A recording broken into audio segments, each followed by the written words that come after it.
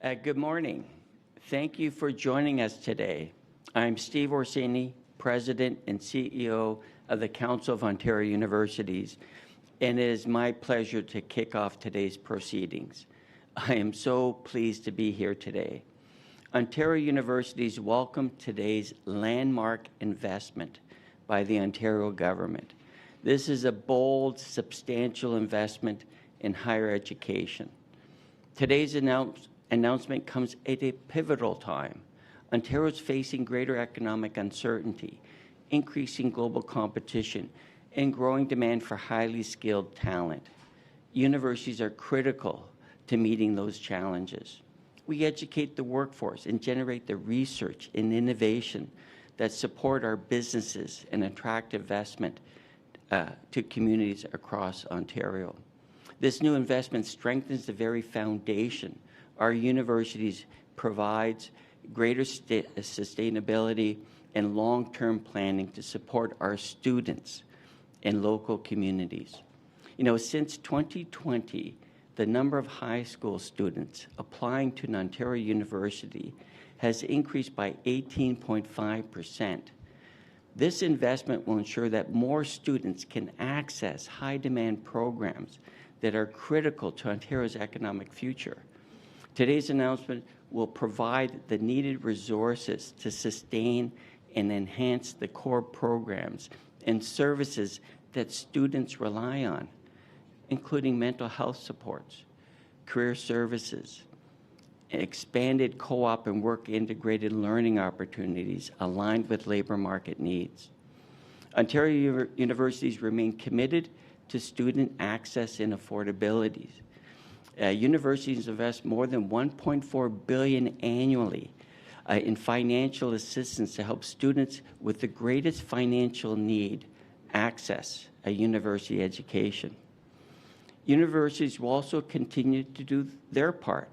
We have a long history of driving greater efficiencies through shared services, joint procurement, and digital transformation.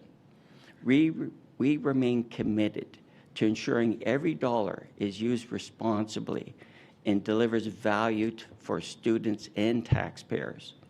Today's announcement reflects a strong partnership between the province, businesses, and the post-secondary sector. Together, we are building the skilled workforce, advancing research and innovation, and strengthening Ontario's economy. Now, I have the distinct honor of inviting someone I've known for many years and someone who's a very close partner to COU and the university sector. I now invite Maureen Adamson, President and CEO of Colleges Ontario, to say a few words.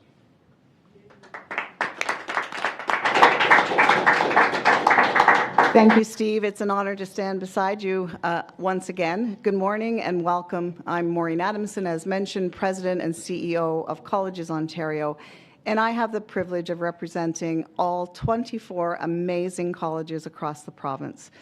Thank you all for joining us to mark this truly generational investment in Ontario's economic future. I'd like to begin by thanking Premier Doug Ford for his leadership and for the government's continued commitment to Ontario public colleges and to building a strong and resilient economy. Minister Quinn, I cannot thank you enough for your remarkable leadership and for your deep understanding of our sector that brings us here for today's announcement. This investment reflects the priorities set out in 2025 Ontario budget, a plan to protect Ontario, a clear commitment to developing the highly skilled workforce that powers Ontario's economy, and an economy where college graduates are in every corner of the province. There is no question that the past few years have been challenging for Ontario colleges and universities, with a collision of unprecedented pressures, including the most significant enrollment disruption our sector has ever experienced.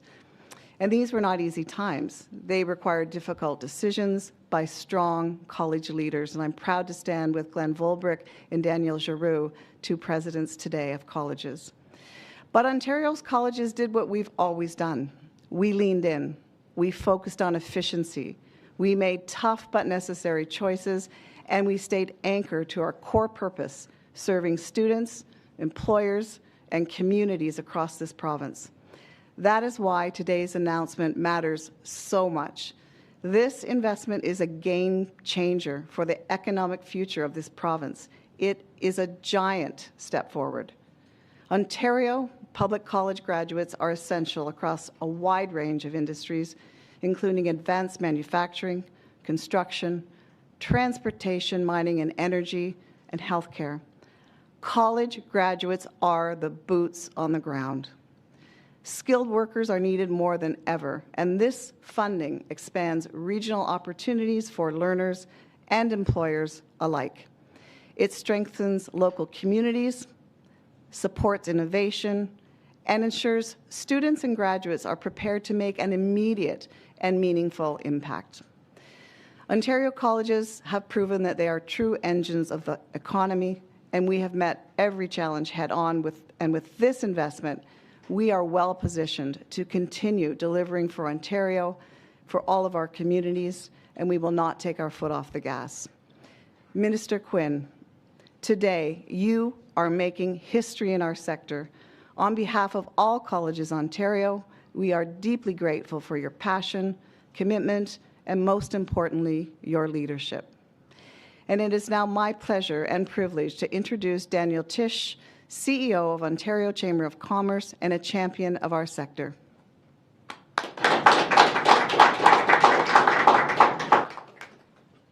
Well, good morning, everyone, and thank you so much for inviting me to be a part of this really exciting day. It's funny because today I think back to early 2024. It was my first week at the Ontario Chamber in January of 24, and that was that very week that the federal government announced massive cutbacks in foreign study permits. And you know who were some of the strongest voices in our province about the challenges facing our post-secondary educational system? It was Ontario's 150 local chambers of commerce and boards of trade. These are who represent together 60,000 businesses across our province.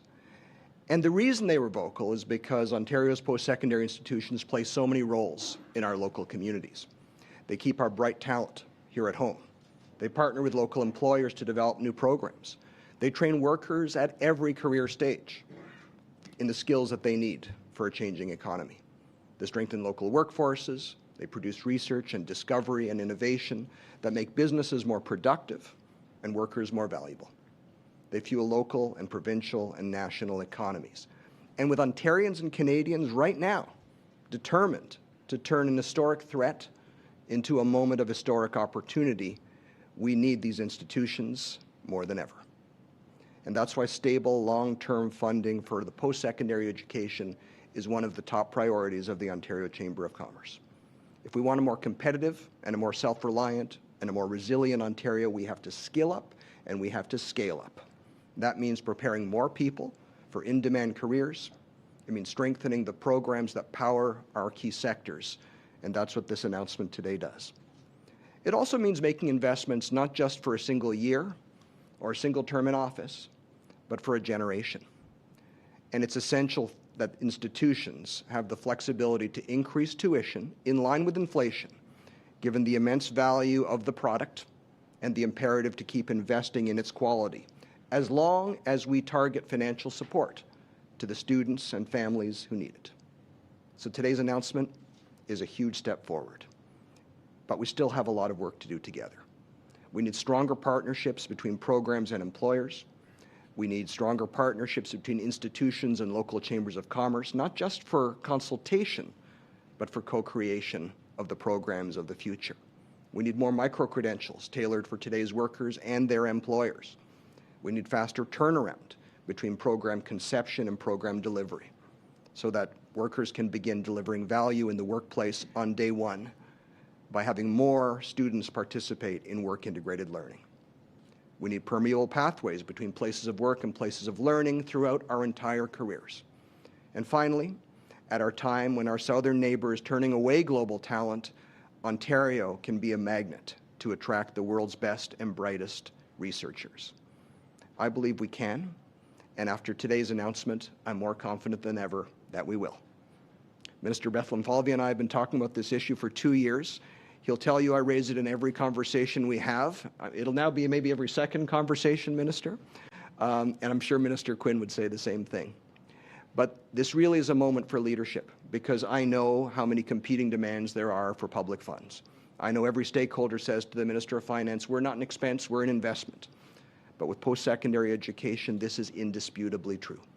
There is no greater investment a country can make in its talent, in its people, and in its future. So I want to thank Ontario's universities, colleges, Indigenous institutes, and local chambers of commerce for their advocacy.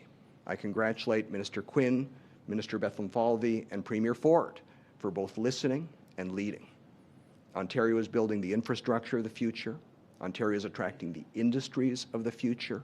And today, Ontario is investing in the talent of the future. Thank you so much. And it's my great privilege to invite the Honourable Peter Bethlenfalvy, Minister of Finance, to take the stage.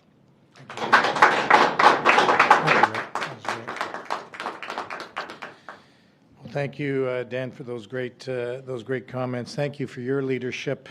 It's true. He has been talking to me for years and about this, and he was pushing on an open door.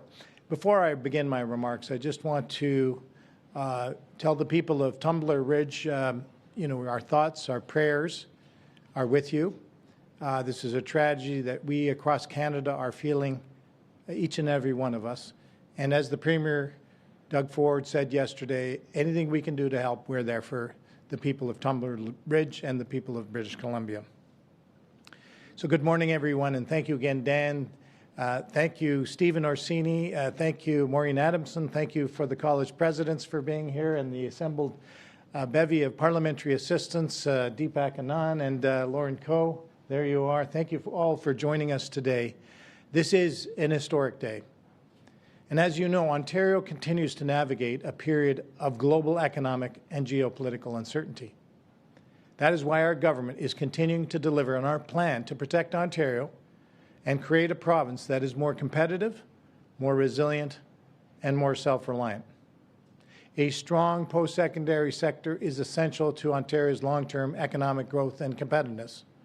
In fact, I was just at TMU, Toronto Metropolitan University, with Martin Redcon at the Democracy Forum, and they didn't miss an opportunity to tell me again how important the university and college system is to Ontario's long-term economic growth and competitiveness. Our colleges and universities prepare the workforce of tomorrow. They drive innovation, and they anchor communities across the province. If we want a strong Ontario tomorrow, we need to strengthen our post-secondary institutions today. Now, from a fiscal perspective, stability matters. Predictable, transparent funding and responsible planning is imperative for the long-term financial sustainability of publicly funded colleges and universities in order to hire faculty, invest in infrastructure, and most importantly, support students. Students and families also need confidence that the system they are entering is financially sound and focused on outcomes. And sustainability means ensuring that our post-secondary system remains viable not just for the next year, but for the long term. Because at the end of the day, this is about student success, to make sure they have strong institutions that prepare them for the careers of tomorrow. This is also why our government continues to invest in students before post-secondary, with a focus on in-demand vocations such as skilled trades, education, healthcare, science and skilled trades. This is vital to the health and growth of Ontario's economy, offering our students paths that lead to secure jobs and a good quality of life. As Minister of Finance, my focus is on ensuring that every dollar invested delivers value for students, for taxpayers, and for Ontario's economy. And it is more important than ever we continue to uphold our promise to the people of Ontario to manage the province's finances responsibly, to build a more resilient and self-reliant economy to secure long-term prosperity. Post-secondary education is one of Ontario's most important long-term investments. And today's announcement helps ensure that the investment remains strong, responsible, and sustainable for years to come. I want to give my heartfelt thank you to my colleague, Minister Nolan Quinn, for his leadership, for his ability to bring many stakeholders together, to think outside the box, be innovative, and most importantly, have students at the center of every decision we're announcing today. So on behalf of our government, I'd like to pass the baton over to Minister Nolan Quinn.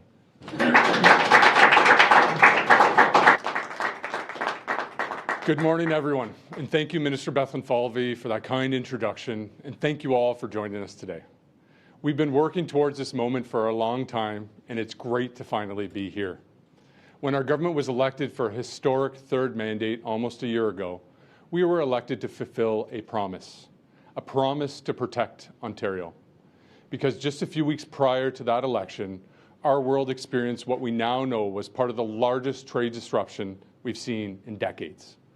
And with every threat that was launched at Canada came a threat against Ontario workers, families, and businesses. And that is something our government simply could not accept.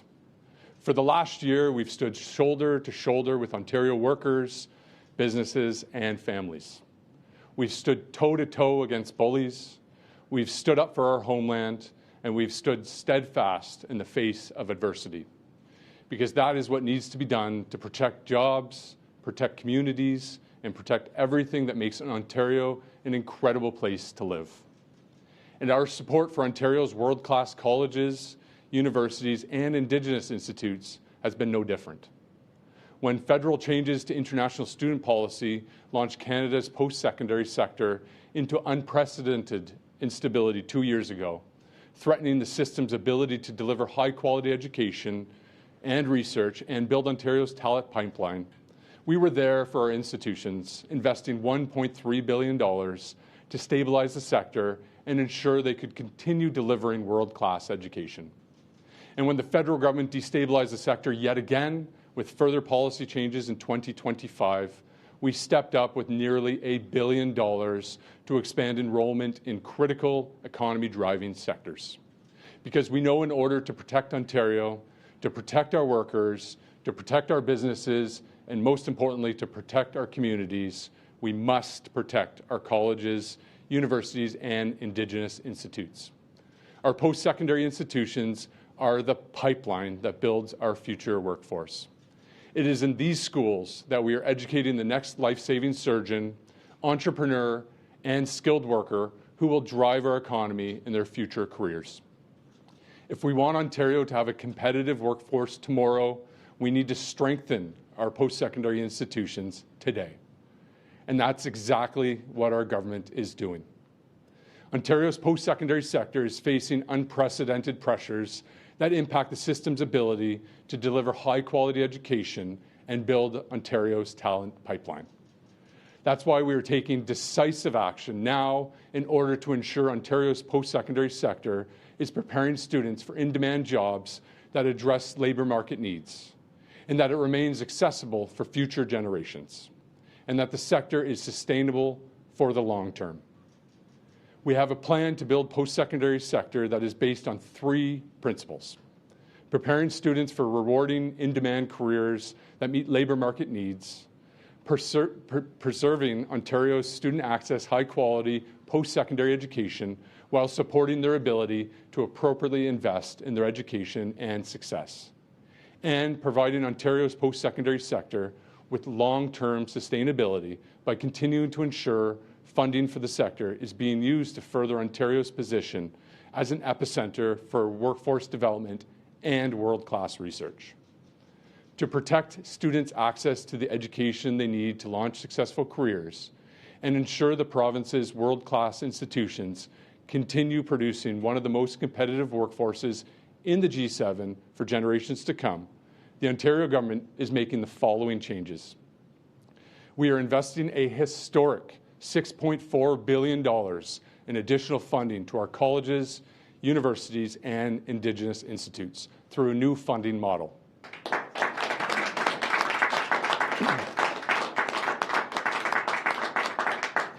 This is the largest investment in post-secondary education in Ontario and Canadian history, bringing reliable, predictable funding to the sector for years to come. Starting in the 26-27 academic year, Our new long-term funding model will provide $7 billion in operating funding to the sector every single year. That is a 30% increase over this year's funding. With this new model, we're funding over 70,000 new seats in high-demand programs like STEM, healthcare, teacher education, and the trades, expanding the programs students want to create the workforce Ontario needs. This historic long-term funding model will sustain the sector for generations to come, supporting world-class research and ensuring Ontario students will always graduate ready to protect Ontario's economy no matter what we may face. The second pillar of our plan is to stabilize the sector by modernizing Ontario's tuition framework. When our government took office in 2018, we had the highest tuition in Canada. To make education more affordable, our government cut tuition by 10% and froze it in 2019. That decision provided predictable access to post-secondary education for families of all incomes. But now, amid the federal government's repeated decisions that have destabilized post-secondary education across all of Canada, we must face the reality that our post-secondary landscape is very different than it was in 2019. In order to achieve financial stability, our institutions must be able to diversify their revenue beyond the government, while still keeping costs low for students. That's why we're allowing publicly assisted colleges and universities to raise tuition by up to 2%, while maintaining one of the lowest tuition increase rates in the whole country, below comparable jurisdictions like British Columbia and Manitoba. For the average university student, that means only 47 cents per day and 18 cents per day for college students.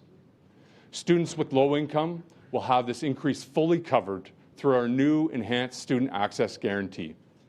This modest tuition increase will maintain affordability for students and families while also ensuring institutions can sustain themselves for years to come. The last pillar of our plan is a stronger, more sustainable OSAP system. Last November, the federal government announced they would no longer offer grants to career college students effective this August. This decision, along with a recent increase in uptake of OSAP, has created a $2.3 billion pressure on our system. With no action, this pressure would decimate OSAP, making it unavailable for future generations. To ensure higher education remains accessible while supporting students' investment in their education, we will bring our grant and loan allocation into better alignment with the other provinces. In line with the changes made by the federal government, we will be removing grant eligibility for career colleges starting this fall. Furthermore, moving forward, a maximum of 25% of OSAP funding will be provided as grants and 75% as loans. And let me be very clear, OSAP loans are not like standard bank loans. These loans do not accrue interest while the student is attending school. And when the student is in their career working, interest rates are extremely low at prime plus 1%. These changes will keep post-secondary education accessible for Ontario students while allowing them to appropriately invest into their success and future careers. These decisions will preserve student access to education while keeping OSAP sustainable for decades to come. If we have learned anything in the last year of instability across the globe, it is that Ontario must be ready. We cannot sit idly by while external forces decide our future. We must take decisive action to protect what we hold dear and safeguard our own destiny. And that is what we are doing today. Our province's greatest competitive advantage has always been our people. And this plan puts them at the center by protecting access to education they need to land rewarding, in-demand careers, and ensuring the province's world-class institutions can continue producing one of the most competitive workforces in the G7 for generations to come. This plan doesn't just protect our Ontario, it protects our children's Ontario. In closing, I want to thank our exceptional post-secondary partners from Colleges Ontario, Council of Ontario Universities, and the Indigenous Institutes Consortium. To every president at our institutions, and of course, our students and the hardworking post-secondary educators across the whole province. Together, we're building a more resilient, competitive Ontario, and I couldn't be more proud to do it alongside all of you. Thank you.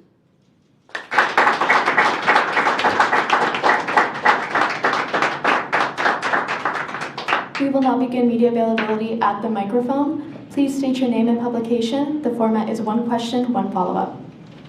Minister, you've taken... Hi, it's Chris Rishowie from the Toronto Star. The university and college sectors had each been asking for $1 billion over the next year. So the funding you've provided, combined with the tuition increase, is that going to be enough to stave off more cuts, or are you expecting to see some efficiencies? Well, the historic $6.4 billion of funding that we're providing, the largest in Canadian history, is going to ensure that we have stability and sustainability of the sector. We need balance across the whole sector, but everyone needs to be at the table, including colleges, Ontario, and Council of Ontario universities. There are still more efficiencies that need to be found across the whole sector, but this will ensure that colleges and universities that are making their decisions for the fall have sustainability moving forward in the next coming years. And you've allowed for a small tuition increase, but you've made big changes to OSAP. And I'm just wondering, with fewer grants available, are you not shifting the burden onto students when affordability is already a concern? With OSAP and the changes we are doing, we're now more in line with the other jurisdictions and provinces right across Canada, including the federal government. We want to ensure that while we're investing into the system, students are also investing into their future careers. But I will just remind everyone in the room, as I mentioned earlier, we have a student access guarantee, and we're going to work with our institutions to enhance that moving forward. So all of our low-income students will have the support they need to attend post-secondary education. Hello, Laura Stone, Globe and Mail. Just on the grants issue, can you just explain what problem are you trying to solve here? Like, why are you limiting the grants? What's the issue that you're seeing, other than saying it's in line with the federal government? What's the problem? Absolutely. So as I mentioned, the federal government did make changes to the career colleges in making it 100% loans and grants. That did put pressure on OSAP, as well as the significant growth in OSAP at the career colleges. Over 225% growth since 2020 puts a $2.3 billion pressure on OSAP moving forward. And this will ensure that OSAP is sustainable, not just for these students, but for future generations of students as well. And can we just hear from the university and colleges sector what you make of the changes to OSAP? Do you think this will be limiting for some students and have a negative impact? Well, universities really have a long history of supporting access and affordability. We invest $1.4 billion a year in student financial grants, bursaries, scholarships. They're all grants, non-repayable. We believe, working with the province, we can tailor the assistance that we provide to help the students in the greatest need. This is going to allow us to target to ensure that students can still have access, but the revenues we receive is also going to go to the other services that students need, such as mental health, which is with incidents are growing rapidly within our institutions. We're going to be able to provide more career counseling. So it's a complete package of supports for students. But we're committed to working with the province to ensure that those in greatest need get access to university education. And colleges? Thank you. I think what's really important is that this is a generational investment, and the OSAP changes are part of a big investment. And certainly for colleges, the access mandate will continue and will be very strong, and that is something that's very important to us. Minister, the consistently opposed to lifting the freeze on tuition. Can you take me through maybe some of those cabinet deliberations? What happened? What was the final nail in the coffin, so to speak, that convinced the Premier that now was the time to lift the tuition cap? Well, the landscape has changed significantly since 2019, but those savings that in the freeze that we have and the tuition cut will be seen for decades to come for our future students. It saved $1,800 per university student and $450 annually per college student. But with the federal government's unilateral changes, whether it's on the OSAP side or on the international student population, it has created pressure on the system, and we just want to ensure the system is sustainable for years to come. Tuition is not necessarily always paid by students, it's paid by the parents as well. Do you feel like this is unfair in the moment of an affordability crisis to put more on the backs of families in this province when you yourself, your government yourself has a long time frozen those rates? Is this fair? That is why we're enhancing the student access guarantee, but I'll just remind everyone it is a 2% modest increase.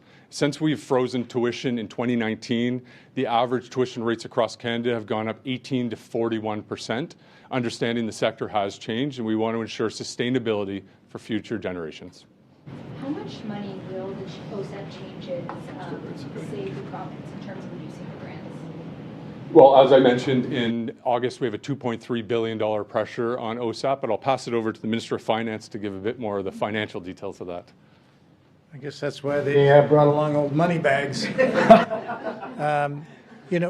Obviously that will have some changes. I stood right here 2 days ago outlining those pressures on our third quarter results. We'll be updating the numbers in the budget that I know many of you hope I will announce when the date is today, but I'm going to disappoint you yet again. I'm not telling you when the budget's going to be, but we're going to be updating all the numbers then. Minister, in line with the changes to more heavily weight OSAP towards loans, are you considering any changes to the interest, like more of a grace period before it starts accruing interest? So at this point, we are focusing on the enhanced student access guarantee to ensure that lower income students will always have access to our post-secondary sector. But the interest-free loan while in their studies, as I mentioned earlier, it is not your standard bank loan. It is offered to every student's entitlement process. To have interest-free while they're in their studies before they start their career is really an essential part of the program.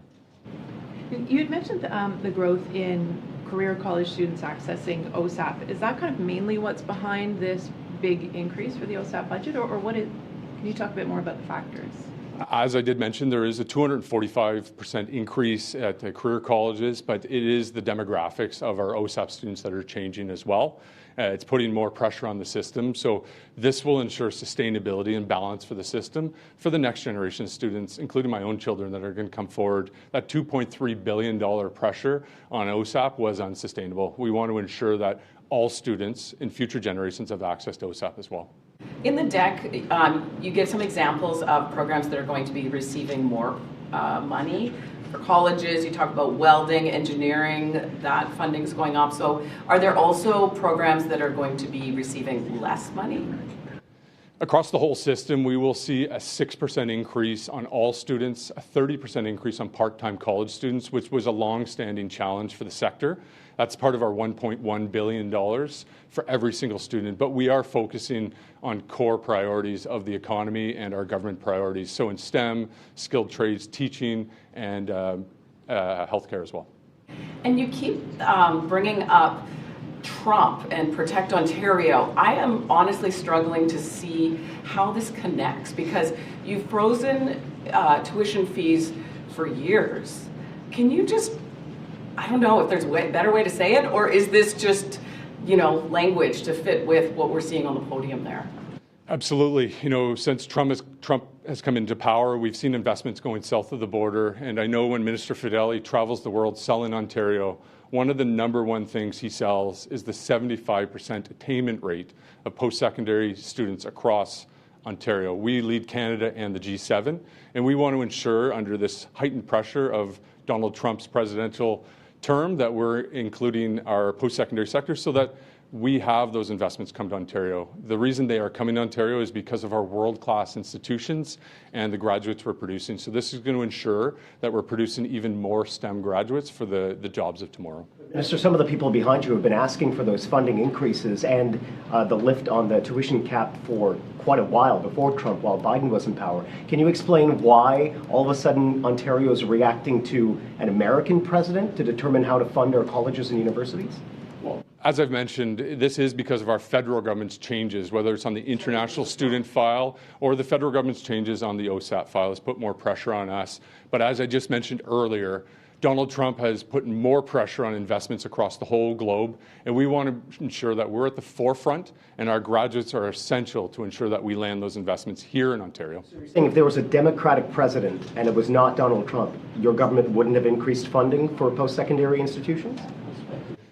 Ultimately, as I've mentioned, the federal government has made significant changes to the sector, not just in Ontario, but right across all of Canada. We're reacting to the federal government's changes. They've created a $4.4 billion hole in our budgets of our post-secondary sector right across Ontario, as well as Canada. But I'll pass it over to Minister Bethlenfalvy to provide further detail. Yeah, thank you, Minister Nolan Quinn. I think what we're saying is the world has changed, and there's many things that we can do here in Canada, independent of what's going on around us. Our education system, world-class education, K-12 and post-secondary education is absolutely critical. And if I can just bring it back to something in Ontario, our nuclear energy build-out, refurbishing the 4 nuclear stations in Pickering, is going to require almost 30,000 new construction jobs and eventually 6,700 full-time jobs. That's right here in Ontario. We got to make sure that we have a continued pipeline of skilled trades, of engineers, physicists, the whole range, because they're going to be employed for a long time. So while the world is changing around us, we're making sure that we are putting in place, not only for today, but for tomorrow, long-term sustainable funding and investments so that we can continue to prosper as a province, as a country. To get back to Laura's questions, we have funding for in-demand programs, high-cost priority programs. This is the long-term funding model, so obviously demand will change over time. Who's making those decisions, and what are you considering?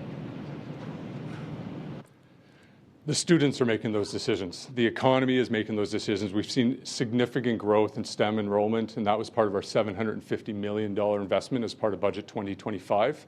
We are focusing on where the labor market needs are across the economy, the jobs of today and the jobs of tomorrow. Why did you wait so long to, fund this sector? We've seen program cuts right across Ontario at various colleges. We've seen campuses close. So why did you wait so long to do this? As I mentioned in my remarks earlier, we invested $1.3 billion in January 2024 whenever the federal government put their initial cap.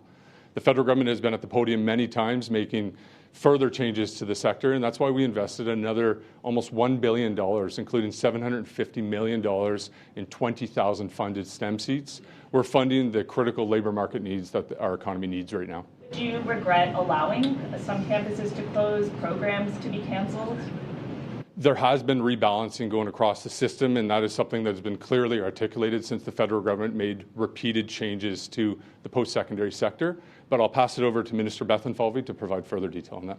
Yeah, thank you. Thank you. No, I think the minister handled it very well. We didn't wait. I know I wrote the checks, that over $1 billion check. It wasn't just that. It was the $750 million additional funding for STEM seats, science, technology, engineering, and math. That's on top of the 70,000 that were funded, another 20,000. So we moved quickly to address the situation. We've got to deal with the environment that we have. As the minister is making patently clear, we don't control the international study permits. That's a federal government responsibility. And I want to really compliment the leadership of our colleges and our universities, the chambers of commerce, who together, working together collaboratively with government, are standing before you today to deal with the environment that we have, all for the benefit for our students and our frontline workers who educate our great people. That now concludes today's press conference. Thank you.